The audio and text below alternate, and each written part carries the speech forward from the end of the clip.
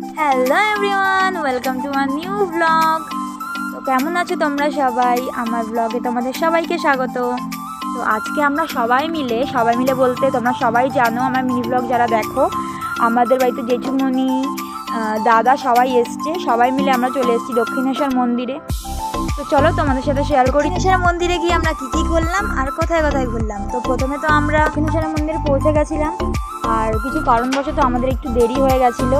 আর তোমরা সবাই আশা করি জানো, যারা যারা মন্দিরে গেছো, যে দক্ষিণেশ্বর মন্দিরে একটা নিয়ম আছে যে 12:30টার পর পুজো বন্ধ হয়ে যায়, আবার মন্দির খোলে 3:30 কি 4টে নাগাদ। তো আমাদের লেট হয়ে গেছে, কিছু করার নেই।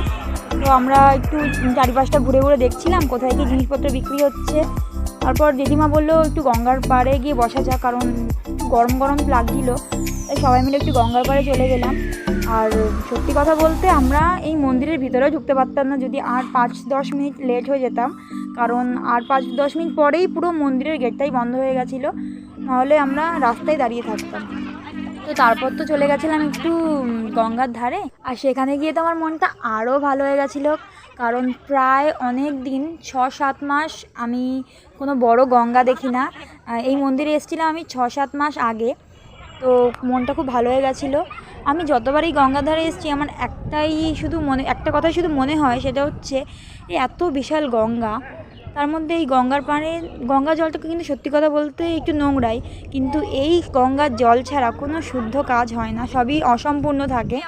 তারপর তো পুজো দেওয়া কমপ্লিট করলাম, আর দিদি দেখো এখানে একদম ক্লান্ত হয়ে গেছে। ওতে থাকতে থাকতে আমরা সবাই প্রায় ক্লান্তই হয়ে গেছিলাম।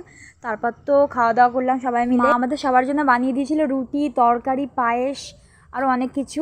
তো সেগুলোই খেলাম, কারণ আমরা যতবারই দক্ষিণেশ্বর মন্দিরে সবাই পরিবারের সবার সাথে যতবার আমি এসেছি, আমরা সবাই মিলে যে বসে যে পেপার পেতে হোক বা যাই হোক, সবাই মিলে বসে যে জমিয়ে আড্ডাটা হয়, সেটা কোনো রেস্টুরেন্টে বসে সেটা দেওয়া যায় না।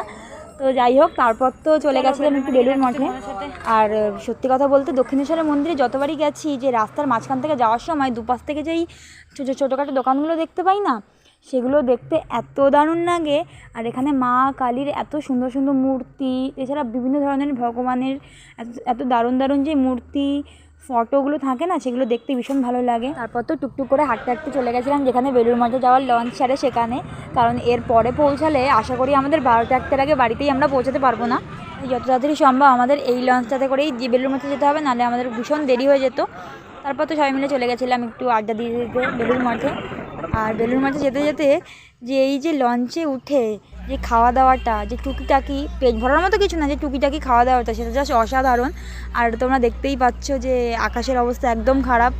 আর যেদিনকে আমরা দক্ষিণেশ্বরে গেছিলাম সেদিনকে বৃষ্টি হয়েছিল, বুঝতেই পারছিলাম যে বৃষ্টি হবে, এরকম একটা ভাব।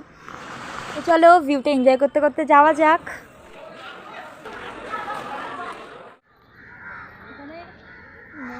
আমি প্রত্যেকবারই বেলুড় মঠে যখন যাই তখন কোনো সাজানো গোছানো দেখি না, কিন্তু এবার বেলুড় মঠে গিয়ে জানি না কেন এত সুন্দর একটা পরিবেশ দেখতে পারবো ভাবতেই পারিনি।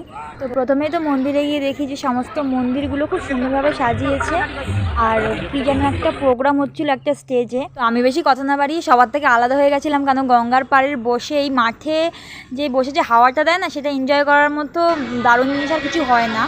তারপর তো আস্তে আস্তে সন্ধ্যা হয়ে যাচ্ছিলো। আর যতবারই আমি বেলুড় মঠের এখানে এসেছি, তো নয় দুপুরে এসেছি আর না হয় বিকেলে এসেছি, কিন্তু কখনো এরকম রাতের সময় আসিনি। তো এবার এসে একটা আলাদা একটা কী বলবো পরিবেশ দেখতে পাচ্ছি, চারিদিকে পাখির ডাক, আর সঙ্গে তো একটা প্রোগ্রাম হচ্ছিলো, দারুণ একটা গান চলছিল, তোমাদের বললামই, জাস্ট অসাধারণ ছিল সব মিলিয়ে। তো চলো ভিউটাকে এবার এনজয় করা যাক।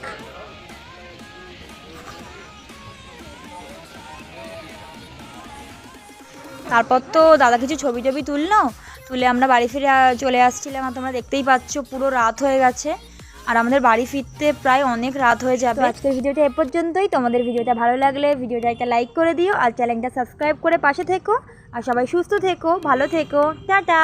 আর হ্যাঁ, থ্যাঙ্কস ফর ওয়াচিং।